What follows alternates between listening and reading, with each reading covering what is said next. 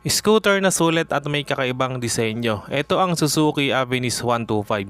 Unang tingin mo akala mo pinaglihi sa donkey.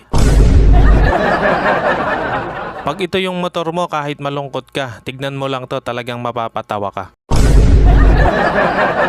Meron nga itong unique styling at bulky ang tindigan. Very sporty ng looks at talagang sulit pagdating sa specs and features. Sa makina mga tol, gumagamit ito ng 125cc air-cooled 4-stroke 2-valve single overhead cam fuel-injected engine equipped with Suzuki Eco Performance. May lakas itong 6.4 kW at 7,000 RPM at hatak na 10 Nm at 5,500 RPM.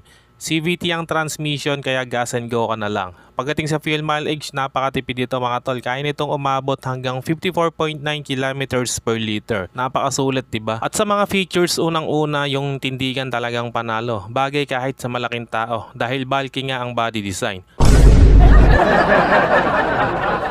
Naka full digital instrument panel, LED lahat ng ilaw. Meron itong malawak na compartment kaya marami kang mailalagay. May glove box na din at samahan mo pa ng USB charging port. May floorboard syempre, dalawa na din ang utility hooks nito. At sa braking system, equip ito ng combined braking system. At pagdating yan sa presyo nito ngayon, ang SRP nito ay 80,400 pesos. Ano sa tingin mo? Sulit ba itong Suzuki Avensis 125? Comment mo naman dyan sa comment section.